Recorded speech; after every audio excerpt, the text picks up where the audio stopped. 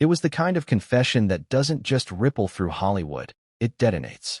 At 77, legendary actor and comedian Billy Crystal sat down for what was supposed to be a light-hearted retrospective on his decades-long career. But what he said instead turned the interview into a bombshell. For words, softly spoken, trembling on the edge of a lifetime of silence. We got intimate.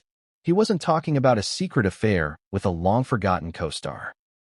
He wasn't talking about a fleeting romance during a film shoot. No, he was talking about Rob Reiner.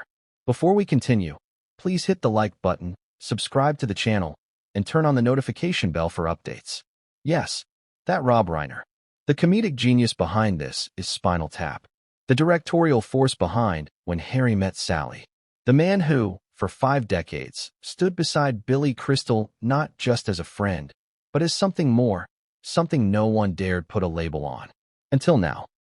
But before the world could even catch its breath from Billy's emotional revelation, something far darker came crashing into the public consciousness. A murder. 2 victims. 1 suspect. Rob Reiner and his wife, Michelle, were found stabbed to death in their $13.5 million Brentwood estate. The suspect? Their own son, Nick, charged with 2 counts of first-degree murder. And if that weren't horrifying enough, it was their daughter, Romy, just 27 years old, who found the bodies. And what she told the police during her frantic 911 call. It wasn't just a plea for help. It was a warning. There's someone dangerous in the family, she reportedly said. Start with the basement. He should be a suspect. What was she talking about? Who was she pointing to?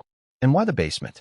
And now, as the LAPD scrambles to piece together a case that reads like a Hollywood screenplay, complete with jealousy, betrayal, and unspoken truths, one name keeps resurfacing. Billy Crystal. His voice, his journal, his memories. Because it wasn't just a friendship. Not anymore. Not since that night in 1993. Not since the moment their laughter gave way to tears, and their bond crossed a line even they never dared define. So what happened? What happened between Billy and Rob? What happened inside the Reiner home on the night of the murders? And how does a decades-long friendship, one filled with love, secrets, and emotional intimacy, tie into one of the most shocking double homicides Hollywood has ever seen? Let's start from the beginning.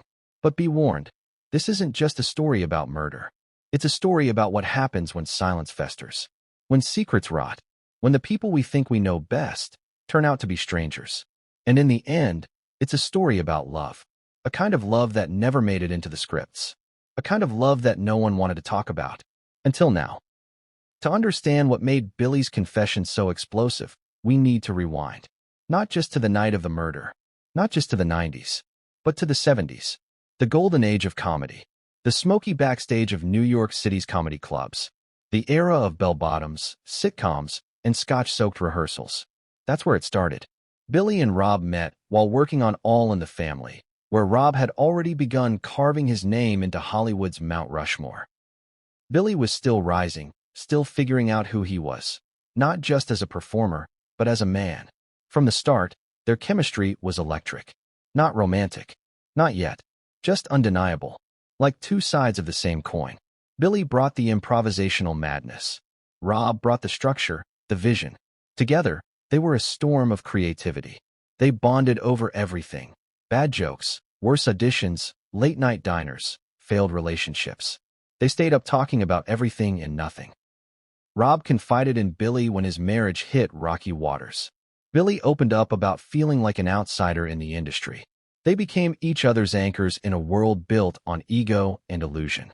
And over time, something changed. Their weekends stretched into retreats. Their conversations turned vulnerable. Their laughter turned tender. There's a photo, rarely seen, buried deep in an old archive from 1982. It's not scandalous. Just the 2 of them sitting on a dock at Lake Arrowhead, beers in hand, legs dangling over the water. Rob's head rests against Billy's shoulder. Billy's hand rests lightly on Rob's knee. It's not romantic, but it's intimate, deeply intimate. People whispered, friends speculated, but no one said a word. Because in that era, in that industry, in that world, there were some things you didn't talk about, especially not if you were 2 straight-passing Jewish comedians at the height of your careers. And so they didn't talk about it, not to the press, not to their families, Maybe not even to themselves. But now, decades later, Billy's confession has cracked that silence wide open. And the timing? That's where things get eerie. Billy's full revelation didn't come out in a glossy magazine spread or a book tour Q&A. It came in a recorded deposition. Yes, you heard that right. A deposition. Because Billy Crystal, as it turns out, had been quietly cooperating with investigators in the Reiner double homicide case. Not as a suspect, but as a witness. Why? Because Rob had confided in him. About Nick. About his fears. About his guilt. And maybe, just maybe, about something else too. Something that Billy wrote down in his private journal. The one that was subpoenaed by LAPD 2 weeks after the murders. The journal that reportedly contains the phrase. He told me he couldn't live with the lie anymore. What lie? Was Rob finally ready to come out? Was he planning to tell Michelle? Romy? The world? Or was that lie about something else entirely? A cover-up? A threat? A secret deeper and darker than any romantic entanglement? All we know is this: something snapped inside that house. The official autopsy report lists multiple sharp force injuries as the cause of death. The coroner stated that Michelle had defensive wounds. Rob did not. That's not just chilling. That's telling. She fought. He didn't. Was he asleep? Was he drugged? Or did he know the killer? And then there's Romy. Sweet, soft-spoken Romy. The daughter who found her parents' bodies. The daughter who, according to reports, told police, "I know who did this, but I'm afraid to say it out loud." Afraid of what? Afraid of who?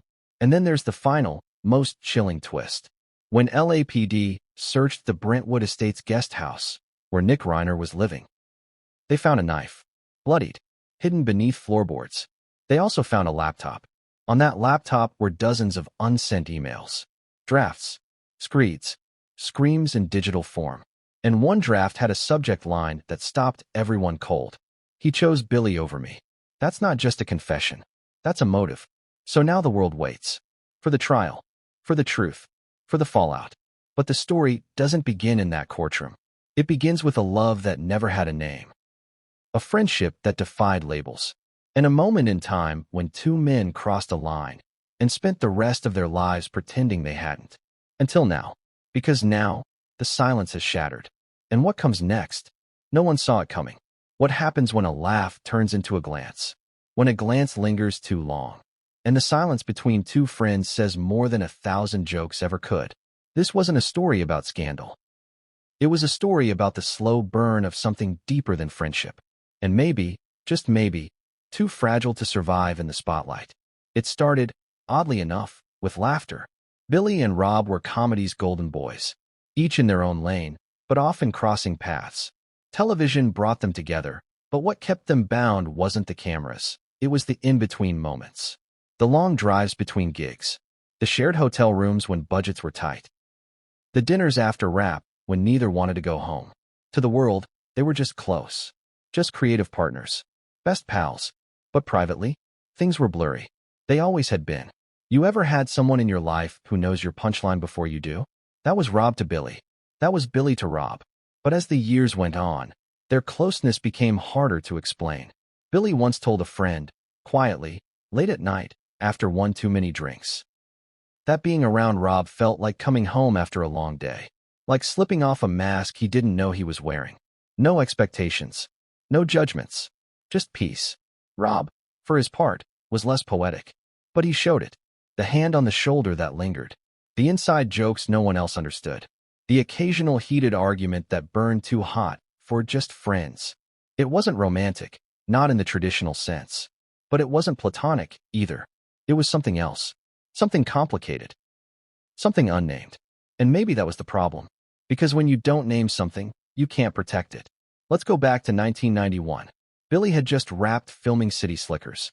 Rob had just finished directing Misery, his first true dramatic success. They were both riding high, both exhausted, both, according to sources, utterly lost in their personal lives. Billy's marriage was in a slump. Rob's was full of unspoken tensions. They met up in Lake Tahoe for a short getaway.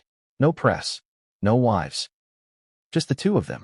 According to a journal entry later leaked from Billy's private collection, it was that weekend when something shifted.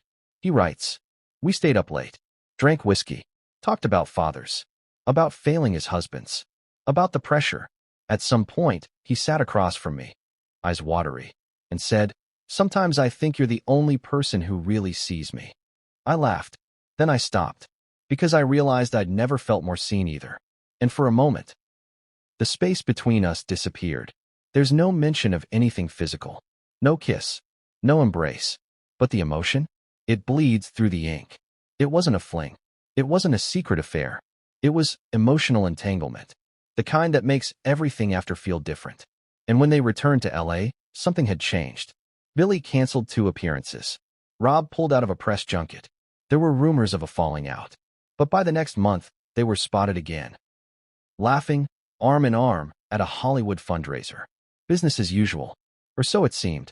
Behind the scenes, however, their dynamic had shifted. They grew closer and more protective. Phone calls late into the night. Notes passed on set. Shared vacations, sometimes with their spouses, sometimes not. Insiders began to whisper. One crew member from The Princess Bride said, "They acted like a married couple, always finishing each other's sentences, arguing over stupid stuff." But the weird part? Neither seemed to care what people thought. But of course, they did care. How could they not? This was the early 90s. The entertainment world wasn't kind to ambiguity, especially not the kind that threatened to unravel a pair of beloved, family-friendly icons. So they buried it. Billy threw himself into work, Mr. Saturday Night, then Forget Paris. Rob doubled down on directing. They didn't drift apart, exactly, but they compartmentalized. They had to. Their families demanded it. Their careers demanded it. Their reputations demanded it. But even under all that pressure, they kept finding their way back to each other. And then came the big one. When Harry Met Sally, it wasn't just a hit. It was the hit. The chemistry between Meg Ryan and Billy Crystal? Legendary. But behind the camera, the real spark was the creative dance between Billy and Rob. They obsessed over every line, every pause, every breath. They fought. They laughed. They wept. One production assistant reportedly saw them, alone on set, sitting silently on a bench between takes. Just sitting. No words. Just presence. She said, "It felt sacred. Like I was interrupting something bigger than I could understand." And maybe she was. Because that movie, that sweet, romantic, iconic movie, wasn't just about Harry and Sally. It was, in many ways, about Rob and Billy. About 2 people who didn't know how to define what they had. Who tried to stay friends when the feelings demanded more. Who feared losing everything if they admitted the truth. Sound familiar? And yet, life moved on. They married. They raised kids. They grew older. The world saw 2 best friends aging gracefully in the Hollywood spotlight. But the truth? They never stopped orbiting each other. Even when years passed between projects. Even when their families drifted. There was always a phone call. A handwritten card. A surprise visit. And every time they were in a room together, the air shifted. People felt it. Some said nothing. Some joked. A few, according to one anonymous source, envied it. Because that kind of connection, it's rare. And that's what makes what happened next so hard to stomach. Because if you believe Billy's journal, Rob was finally ready to say it. To name what they had. To tell his wife. To tell his children. Maybe even to tell the world. And then he was murdered. Stabbed in his own home. By his son. And that journal entry, the one that reads, "He told me he couldn't live with the lie anymore," now sits at the center of a murder investigation. It's no longer just a confession. It's evidence. And what comes next? No one saw it coming. Blood doesn't lie. And when it's splattered across marble floors, soaked into $1,000 rugs, and trailing down the hallway of a multi-million-dollar estate, it screams louder than any confession ever could. Brentwood. One of the quietest, wealthiest neighborhoods in Los Angeles. A place where the gates are high, the lawns are manicured, and scandal is meant to stay behind closed doors. But not that night. Not when emergency dispatchers received a frantic call from a young woman sobbing, barely able to speak. It was Romy Reiner, daughter of Rob and Michelle. And her words were not what anyone expected. "They're dead," she cried. "My parents, they're covered in blood." And then she said it. Not with panic. Not with confusion. But with certainty.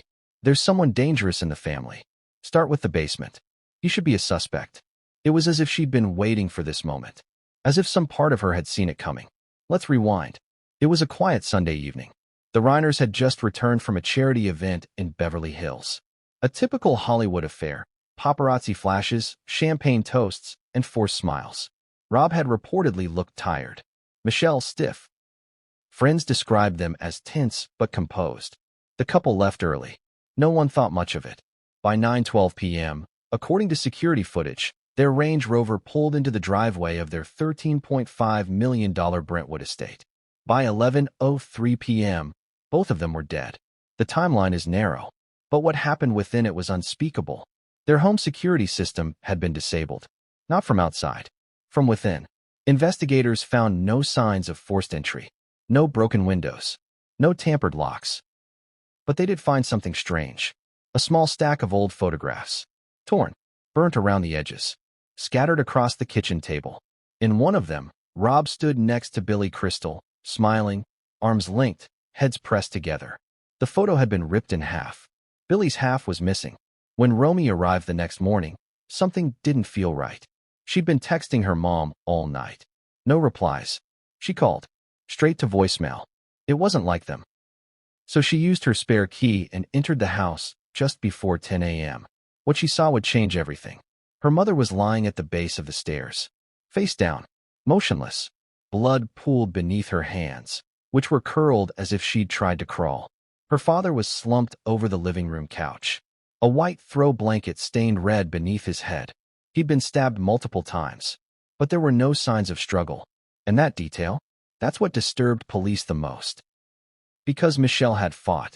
Her hands were bruised, scratches on her forearms, wounds on her back that suggested she tried to escape. But Rob was still, peaceful, as if he never saw it coming. Or maybe he didn't fight back. Maybe he knew who it was. Maybe he let it happen. Within hours, the property was swarming with detectives, forensic teams, and media helicopters. The Reiner residence became a crime scene. Brentwood became a headline. But in the guest house, tucked behind the main estate, authorities found someone else. Nick Reiner, their son, disheveled, shirtless, eyes wide, rambling. He wasn't trying to flee. He wasn't hiding. He was sitting on the edge of the bed, rocking slightly, holding a small framed photo of himself as a child, standing between his parents. The glass was shattered, blood smeared across his fingers. When officers asked him what happened, he whispered one line. They chose Billy. That's when they arrested him. Nick Reiner had a troubled history. It wasn't a secret. Rehab stints, public breakdowns, a strained relationship with his father that had been quietly managed behind Hollywood's PR machine for years. But murder? No one saw that coming. And yet, the evidence was damning. In the kitchen sink, a butcher knife. Bloody, washed, but not well. Forensics later confirmed it matched the wounds on both victims. In Nick's bedroom, his laptop, open, on screen. A half-written email addressed to no one. A draft, never sent. He lied to her for years. Lied to me. Lied to the world. And for what? For Billy F********* ing Crystal? That line shook everyone. Was this about jealousy?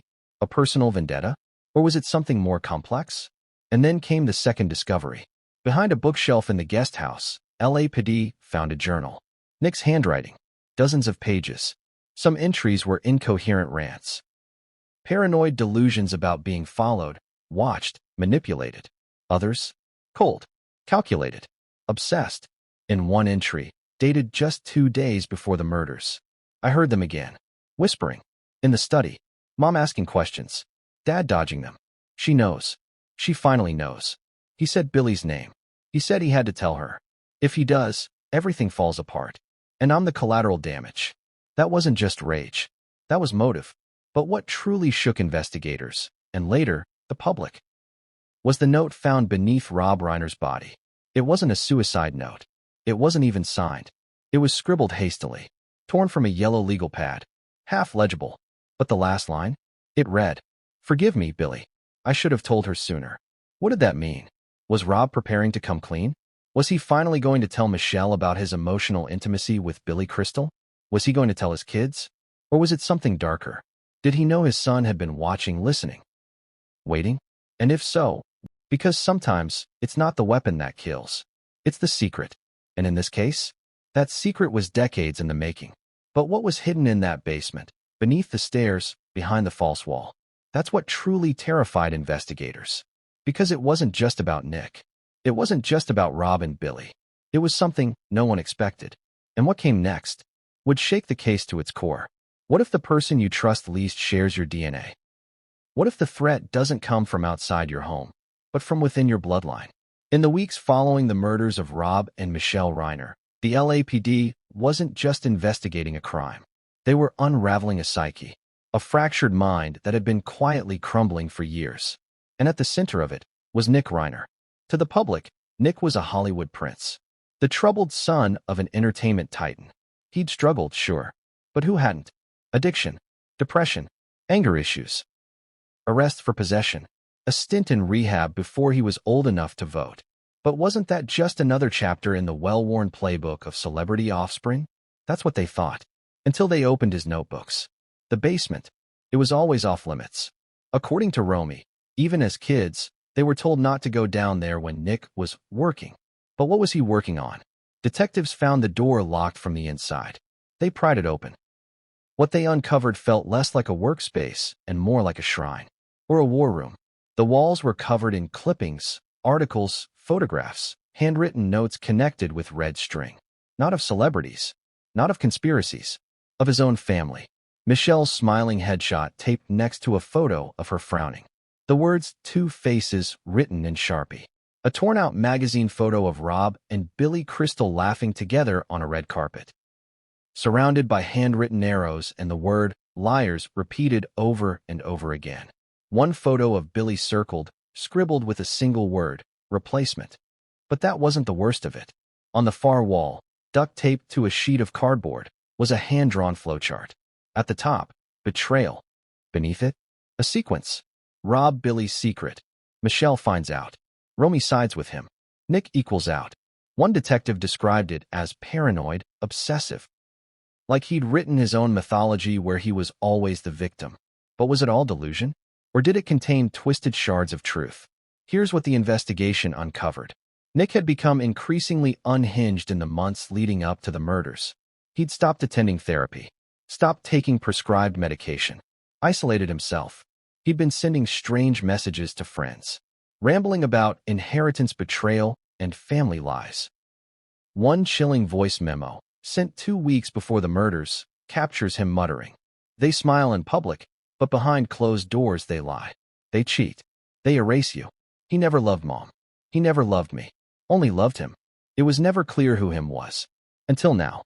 Psychiatrists called in to evaluate Nick after his arrest described symptoms consistent with schizoaffective disorder, paranoia, hallucinations, disorganized thinking. But mental illness alone doesn't explain what came next. In one session, Nick reportedly told the court-appointed psychiatrist, "My dad told me once that Billy was the one who got away. What was I supposed to do with that? You're a kid, and your dad confesses he wished someone else was his partner." The doctor paused him, asked if he was speaking metaphorically. Nick just smiled, then said, "Wouldn't you want revenge?" But let's rewind even further. To the origin. Nick never had a typical childhood. He was born into privilege, yes. But also pressure. Pressure to be funny, smart, brilliant. To live up to a legacy built by a man beloved by millions. But Rob, according to insiders, was distant, distracted, engulfed in work. It was Michelle who raised the kids day to day, who protected them, who endured Nick's early outbursts. School reports described Nick as bright, volatile, prone to disruptive episodes. He was suspended twice before age 12, expelled once by 15, and the one constant through it all, his obsession with his father's attention, which, according to friends, he rarely got. Rob would be in the editing room, on set, at premieres, said one former family friend. Nick was always chasing his approval. And when Billy was around, forget it. Rob's attention was 100% elsewhere. Billy Crystal, for all his charm and warmth, became a symbol in Nick's mind. Not just of affection stolen, but of identity erased. Billy was smart, witty, beloved by Rob's fans. Even Romy adored him, once calling Billy Uncle Hart. But to Nick, he was the intruder, the imposter, the one who occupied the emotional real estate Nick believed was his. Over time, Billy became more than a man. He became a threat. And when Rob, perhaps recklessly, shared past regrets with Nick. It lit a fire he couldn't control. There's speculation that during one of their rare one-on-one dinners, Rob hinted at his emotional bond with Billy, possibly even his romantic confusion. Did he tell Nick the full truth? Or did Nick twist it into something darker? We may never know. What we do know is this. Nick began writing in his basement. Dozens of journals, scripts, poems, rants, and one short play titled The Replacement. A one-act tragedy. The plot. A son confronts his father about his long-hidden affair with the son's mentor. The ending? The son kills both. Now, the prosecution says this play was a premeditation. The defense calls it fiction. A therapeutic exercise from a mentally ill young man. But here's the contradiction. How does someone so broken plan something so precise? Because make no mistake, the murders weren't random. The autopsy revealed Michelle died first. She was stabbed in the back, likely caught off guard. Rob died minutes later. Clean, quick, clinical. And the security system? Disabled manually. By someone who knew the code. Someone who lived there. One final, gut-wrenching detail.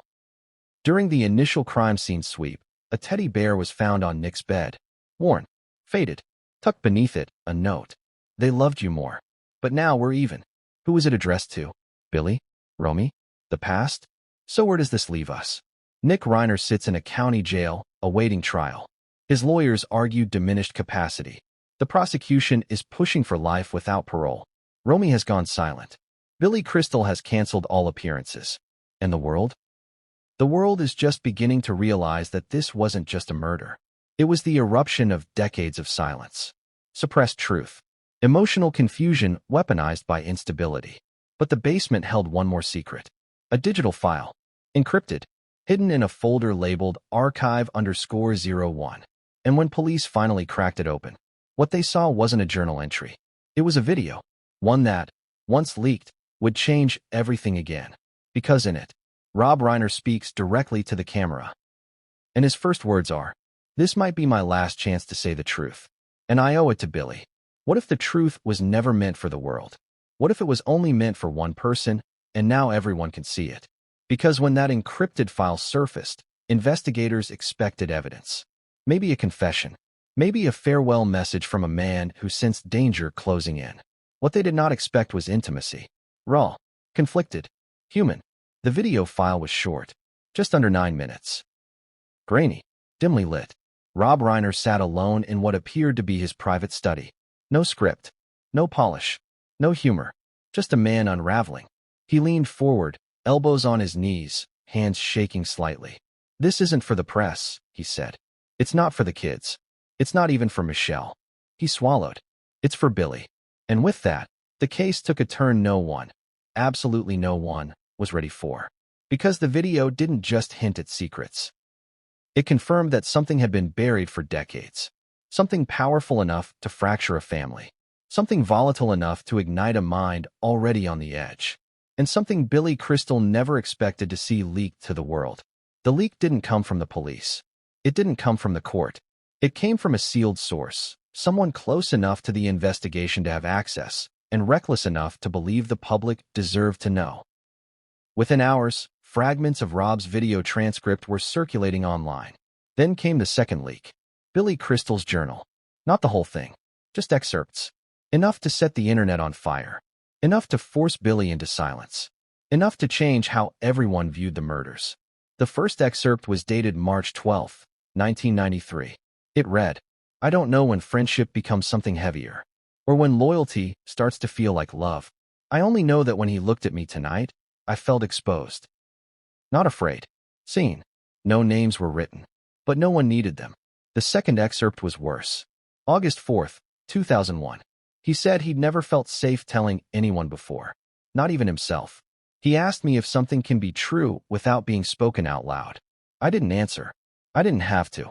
The language was careful, vague, but the emotional gravity was unmistakable.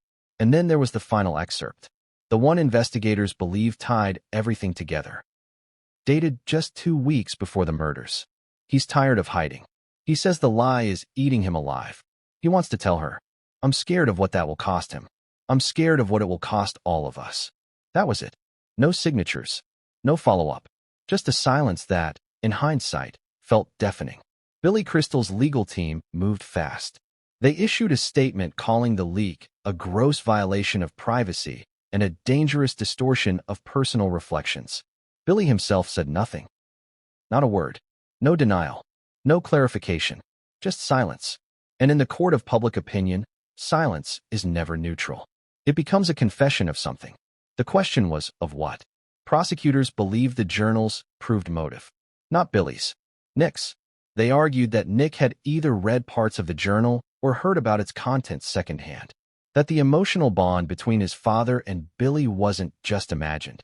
It was real enough to feel like betrayal. The defense pushed back hard.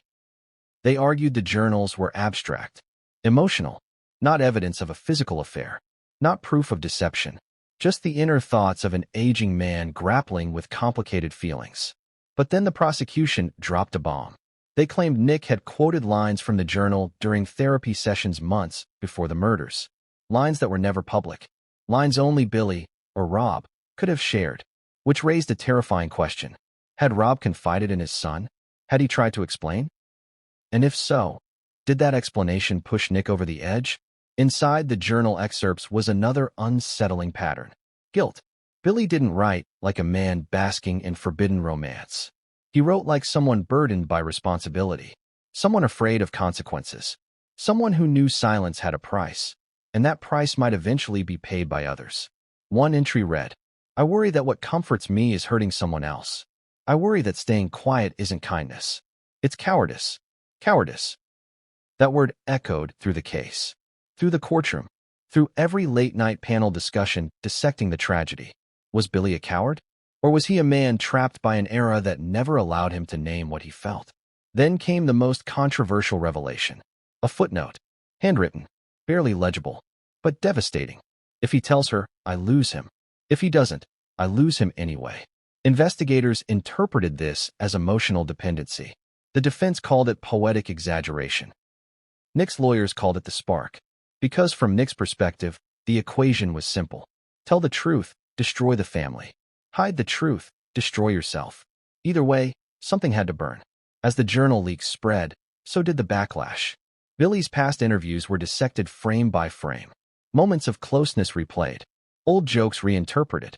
Private smiles turned into evidence. And still, Billy remained silent. Friends said he was devastated. That he felt responsible in a way he couldn't articulate. That he kept repeating one sentence to those closest to him. I never thought my feelings could hurt anyone. But they had, whether directly or indirectly. And now, as prosecutors prepared to introduce portions of the journal into evidence, a new question emerged. What else was there? Because journals don't tell the whole story. They hint. They allude. They conceal as much as they reveal. And Rob Reiner's video suggested something even deeper. Something Billy never wrote down. Something only Rob could say. Something that might explain why Nick snapped when he did. Why Michelle confronted Rob that night. Why the house turned into a crime scene. And why Romy told police to look in the basement. Because there was one line in Rob's video that never leaked. One line investigators kept sealed. A line they believed could collapse the defense or complicate the truth beyond repair. And it was spoken just seconds before the recording cut out. Rob looked directly into the camera and said, "If Nick finds out what really happened between me and Billy, he won't forgive either of us." Then the screen went black. No timestamp. No explanation. Just silence. And that silence? It was about to be broken. Because the next chapter doesn't focus on Billy. Or Rob. Or even Nick. It focuses on the one person who saw the cracks forming long before anyone else did. Romy.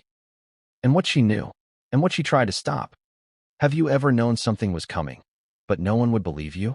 Have you ever watched a slow-motion collapse, unable to stop it, screaming silently while everyone smiled like nothing was wrong? That was Romy Reiner, the youngest of the Reiner family. The artist. The quiet one. The daughter overshadowed by her father's name, her mother's legacy, her brother's chaos.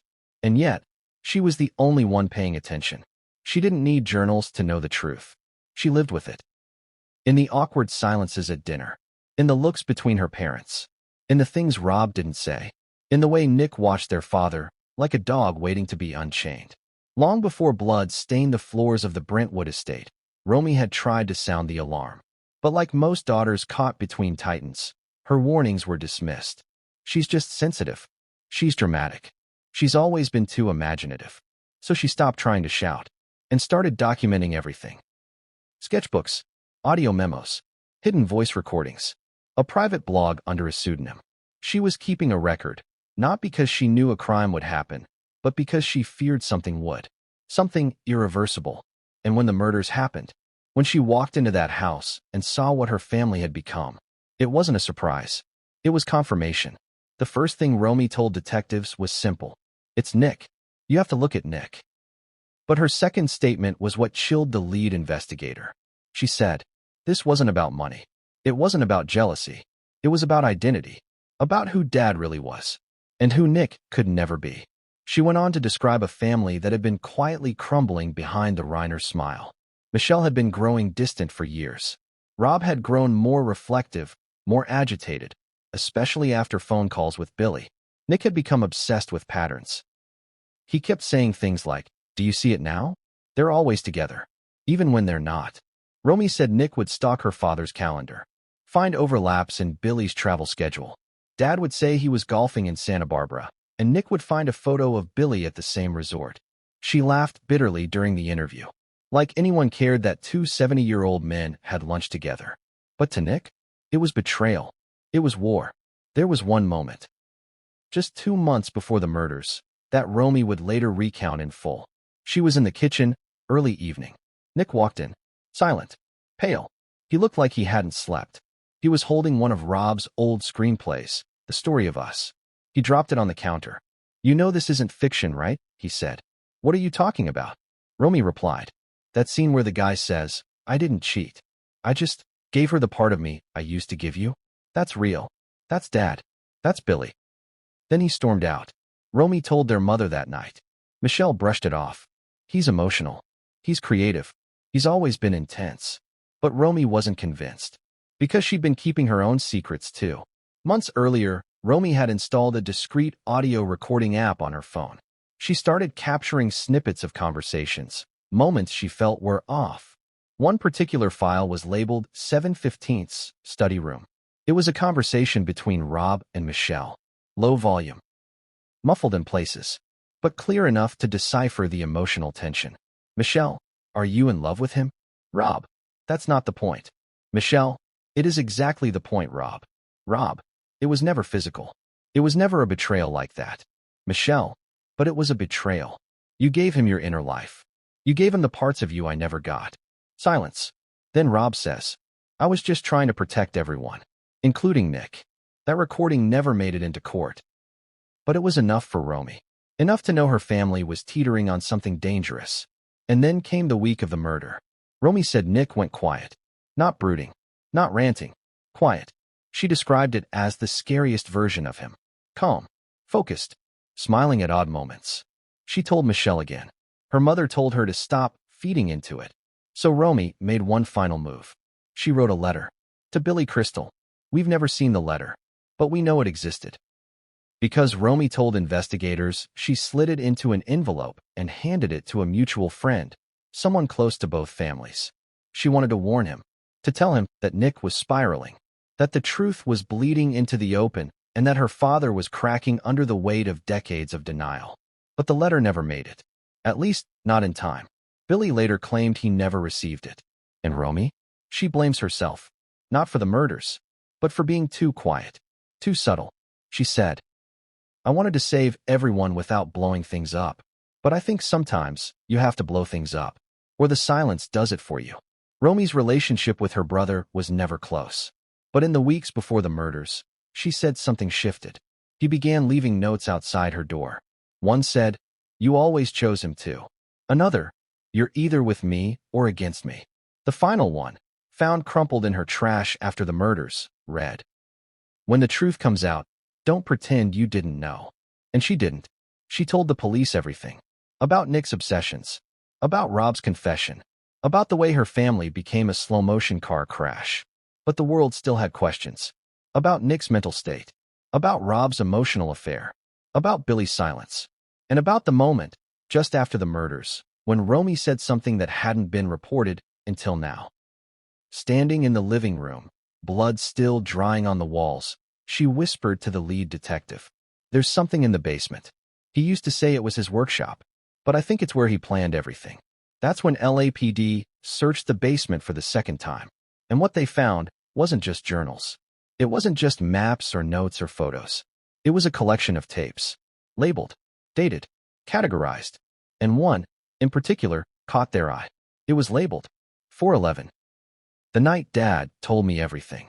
A single VHS tape, untouched, unwatched, until now, because inside that tape was a conversation.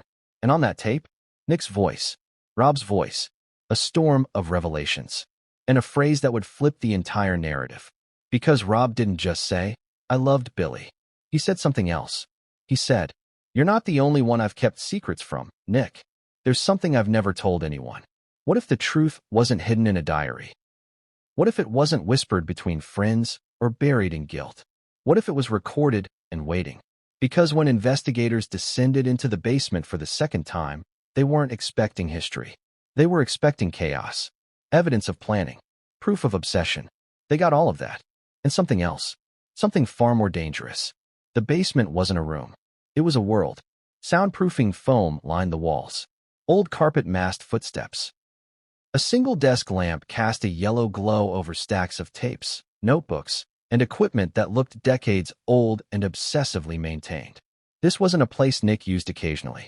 This was where he lived mentally, where he rehearsed conversations that never happened, where he edited memories until they fit his narrative, where truth and fantasy merged so seamlessly that even he couldn't tell them apart anymore. The tapes were arranged meticulously. Dates, titles, notes scribbled in black marker. Because everything about the case pointed back to one question. What did Nick know?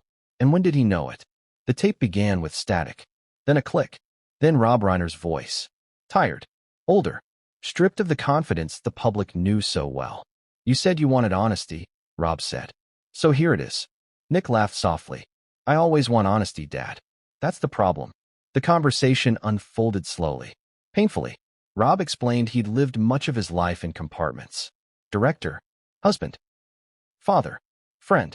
And somewhere along the way, he said, I stopped being honest with myself. Nick didn't interrupt. That alone was unsettling. Rob continued, I had a connection with someone that went deeper than friendship. It wasn't about sex. It wasn't about romance. It was about being understood in a way I didn't think was possible. Nick asked one question. Was it Billy? Rob didn't answer immediately. The silence stretched. Yes, he finally said. There it was. No ambiguity. No metaphor. Just truth. Nick inhaled sharply. You loved him. Rob hesitated. I still do. And that's when everything changed. Nick's voice, once calm, turned sharp. Did Mom know? Rob said no. I was going to tell her. When? Soon. Nick laughed again. Louder this time. You've been saying soon my entire life. Rob tried to explain. Fear. Timing. Consequences. Nick cut him off. You chose him over us. That's not true, Rob said quickly. I chose silence. And that was wrong. Silence. That word again. The same word Billy had written about. The same word Romy had warned about. Silence wasn't neutral in this family. It was corrosive. The tape didn't end there. Rob leaned forward, voice cracking. There's something else, he said. Something I've never told anyone. Not Michelle. Not Billy. Not you. Nick's breathing grew heavier. What? Rob paused, and then said, I didn't just hide my feelings. I hid something I did. The detectives paused the tape. They stared at one another. This wasn't in any report. This wasn't in any leak. This was new. They rewound. Played it again. Rob repeated it. I hid something I did. The tape resumed. Nick demanded details. Rob's voice dropped to a whisper. I made a choice years ago. One that protected me. Protected Billy. But hurt someone else. Nick asked who. Rob didn't answer. Instead, he said, if this ever comes out, it destroys everything. Nick's voice turned cold. Then maybe it should. The tape cut off abruptly. No ending. No resolution. Just static. And silence. Investigators were stunned. Because now the case wasn't just about murder. It was about whatever Rob had been hiding. Something that had weighed on him long enough to finally confess it to the one person least equipped to handle it. His son. Psychologists brought in to analyze the tape agreed on one thing. That confession was a trigger. Not the only one, but a major one. Nick didn't just hear about his father's emotional bond with Billy. He heard that his father had committed an act so serious he believed it could destroy lives if revealed. And in Nick's fractured mind, that meant one thing: control. If the truth came out, Nick believed the family would implode. The legacy would die. Everything he hated would become public. So he did what unstable minds often do when faced with perceived annihilation. He tried to stop time. Other tapes filled in the gaps. Video diaries recorded by Nick alone. Rants about betrayal. About erasure. About being the forgotten son. One tape showed Nick pacing, repeating a phrase over and over. "They don't see me. They never saw me." Another showed him rehearsing confrontations. Practicing lines. "If you tell her, I'll end it. If you choose him again, I'll make you choose me." At the time, investigators weren't sure what "end it" meant. Now they were. But the most disturbing tape wasn't labeled with a date. It was simply titled Plan B. It showed Nick sitting at the desk, calm, focused. He looked directly into the camera. "If you're watching this," he said, "then it's already done." He talked about inevitability, about destiny, about how some truths, once exposed, can't be put back. And then he said something that made the room go silent. "I didn't want to hurt Mom, but she was in the way. She always was." That line alone nearly guaranteed a conviction, but it also raised another question. If Nick planned everything, why did Rob seem unafraid? Why didn't Rob fight back? Why did Michelle? Forensic analysts had noted that Rob's wounds were fewer, cleaner, restoring balance, ending a story that had gone on too long. In one final tape, recorded just hours before the murders, Nick said, "People think love is harmless, but love without honesty is poison, and poison kills slowly, unless someone speeds it up." That wasn't madness. That was ideology. And ideology is far more dangerous. When prosecutors reviewed the basement tapes, they knew the trial would never be simple. This wasn't a straightforward case of rage or greed. This was a collision of secrecy, mental illness, love, guilt, and decades of unspoken truth. And the tapes implicated more than Nick. They implicated Rob's silence, Billy's absence, Michelle's growing awareness, Romy's warnings. Everyone, in their own way, had been orbiting a truth no one wanted to confront, until it exploded. But one detail still didn't add up. One gap remained. In the Plan B tape, Nick referenced someone else. He said, "I tried to warn him. He didn't listen." Warn who? Billy? Romy? Or someone else entirely? Because investigators later discovered that one tape was missing. A tape slot labeled Final Conversation, BC. BC. Initials. And that tape was never found in the basement, which means one of two things. Either Nick destroyed it, or someone else took it. And if someone else took it, then the story wasn't over. Not even close. Because the next chapter isn't about Nick's mind. It's about Michelle Reiner. What she discovered. What she confronted.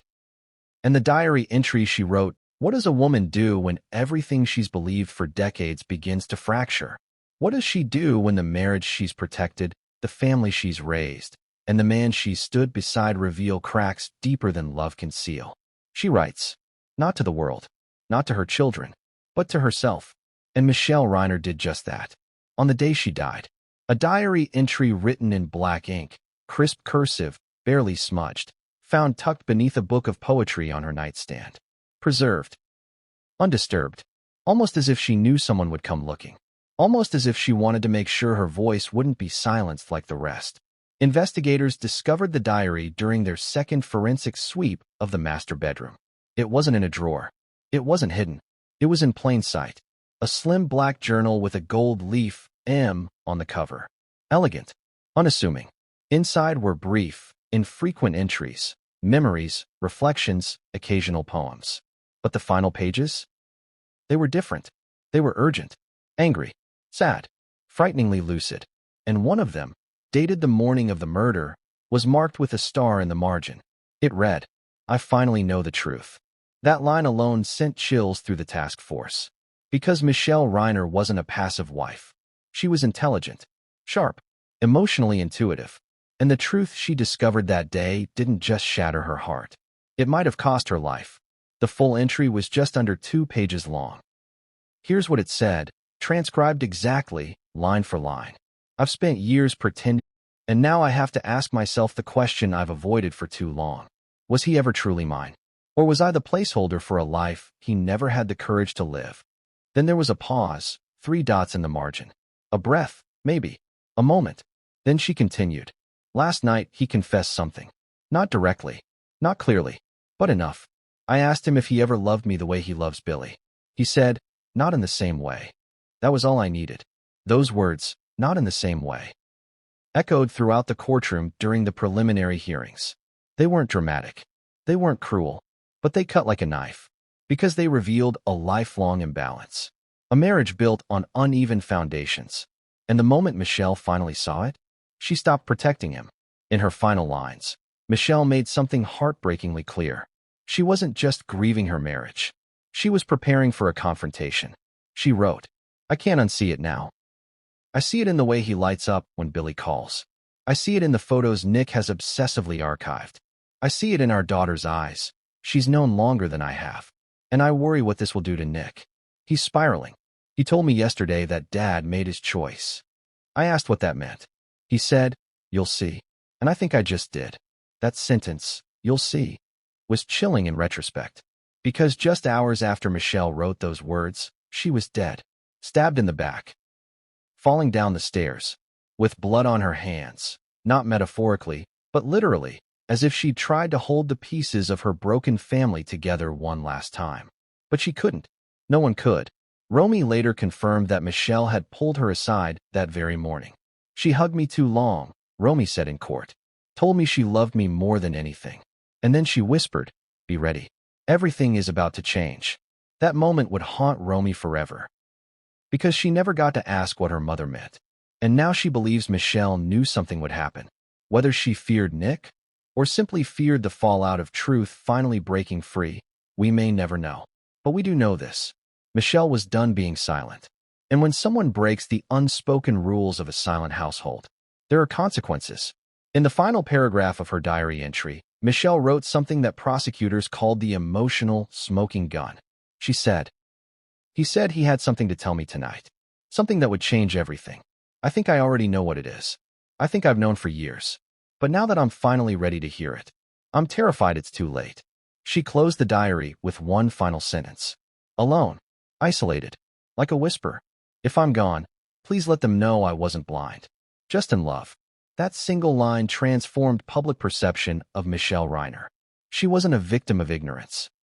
She was a casualty of love, silence, and timing. And when Billy Crystal was shown the page during his deposition, he reportedly wept. Uncontrollably. Not because he felt responsible for Michelle's death, but because, in his words, I never wanted her to hurt. She was never the enemy. She was collateral. And Nick? When shown the diary, he stared at it. For a long time. Then reportedly muttered. So she did know. Whether that brought him peace or more rage, no one could tell. But his tone was bitter. Hollow.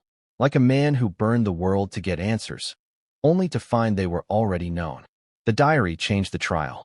Changed the tone. Suddenly, this wasn't just a story about an unstable son and a closeted father. It was about a woman who stood in the middle, trying to hold the truth in one hand and her family in the other, and ultimately losing both. But as powerful as Michelle's diary was, it wasn't the final word, because Romy had one more piece of evidence.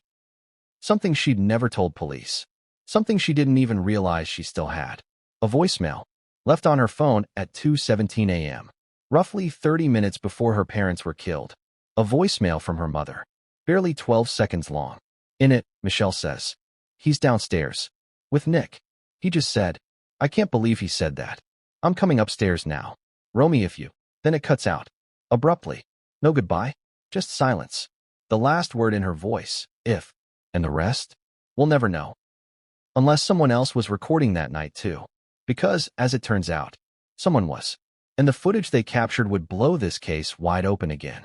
Because the final tape didn't come from Nick. Didn't come from Rob. Didn't come from the police. It came from a neighbor's security camera, pointed right at the Reiners' living room window. And what that footage revealed was the last face Michelle ever saw. The truth doesn't always scream. Sometimes it just stands there. Quiet, still watching. And that's what made the neighbor's security footage so terrifying. It didn't show a chase. It didn't show a murder. It showed a face, looking straight into the Reiner living room window. A face that didn't belong to Rob, or Nick, or even Michelle. It belonged to someone Hollywood had known for decades. Someone always in the background of interviews. Always a +1 at award shows. A creative partner, a friend, a fixture. Someone who, until now, had never been considered a suspect, a witness, or a threat. Billy Crystal. And with that single frame, the entire narrative shifted again. Let's rewind. The footage came from a high-end motion sensor camera installed on the balcony of a neighboring property. It wasn't designed to record constantly, only when movement triggered it. At exactly 2:31 a.m., roughly 18 minutes after Michelle's final voicemail, a figure appeared in frame. Blurred, slightly obscured by a vine-covered trellis, but clear enough. Billy Crystal, standing motionless, staring through the Reiner's living room window. Expression unreadable. Not knocking, not approaching, just watching. For how long? No one could say. But the footage ran for 84 seconds. And Billy never moved. Not once. Not even to blink. Then, without a word or gesture, he turned and walked away. Investigators were stunned. Billy had never mentioned being near the property that night. He claimed he was at home, alone. He said he hadn't seen Rob or Michelle in over a week. And yet, there he was, caught on tape, after midnight, outside their home, mere minutes before their deaths. It wasn't proof of murder, but it was something else, something harder to define. Presence, intent, and in this case, maybe complicity. When confronted with the footage, Billy reportedly went pale. He didn't deny it. He didn't argue. He just said, "I didn't go inside. I just needed to see him." The detectives asked what he meant. He replied, "We were supposed to talk. He said he had something to tell me. Something big.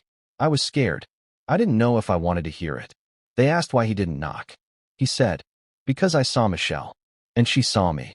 That line sent chills through the room. Because that meant the last face Michelle Reiner ever saw was not her son's. It was Billy's.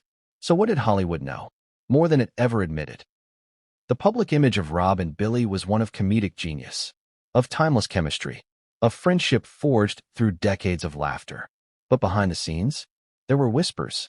At rap parties, in green rooms, in hotel bars, people talked. They talked about the way Billy looked at Rob, the way Rob softened around Billy, the way their wives sometimes stood slightly apart at events, quiet and reserved.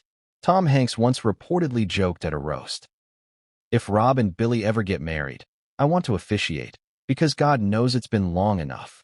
Everyone laughed. Rob and Billy laughed too. But insiders noticed the flicker in Michelle's eyes, and the way Billy left early. Every time.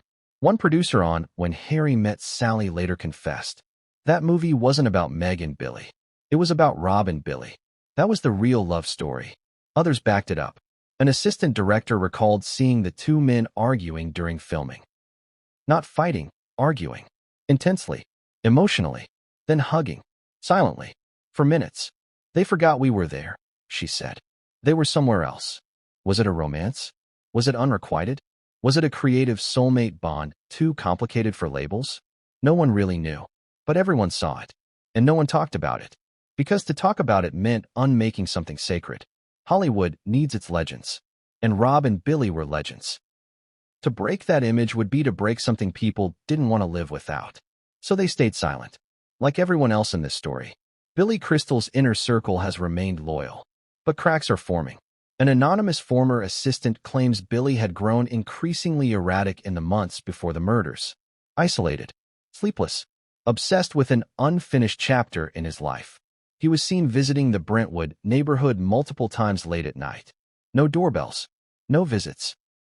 Just circling, as if waiting for a sign, as if trying to find the courage to knock.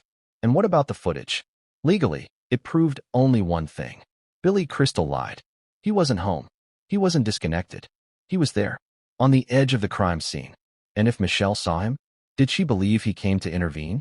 Or to witness? Did she think he was there to finally hear the truth from Rob? Or did she, like Nick, see Billy as the cause of it all? A man who had, whether he meant to or not, pulled the family apart simply by existing. In a leaked audio clip from a LAPD debrief, one detective said, There's a kind of ghostliness to Billy's role in all this. He's not the murderer, but he's in every room, in every motive, in every silence. And maybe that's the most haunting part, because ghosts don't commit crimes, but they linger. Hollywood is now reckoning. Old colleagues are revising their memories.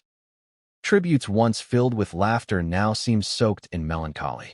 And every photo of Rob and Billy has been recontextualized, faces re-examined, hands scrutinized, distances between bodies measured in pixels. Was it ever just friendship? Was that the biggest lie? Billy has refused all new interviews. His only statement, "I loved him." That much is true. The rest is between us. But that's no longer true. New evidence is surfacing. And the last tape, the one labeled Final Conversation, BC, is still missing. Or maybe it was never a tape at all. Maybe it was a meeting. Maybe it was that night, at 2:30 a.m., through a window, in the dark, before everything collapsed. Maybe Billy heard what he came to hear, and left, leaving only silence in his place. But the silence won't last, because Romy is about to take the stand. And what she says next will unravel the last threads of the Reiner family legacy.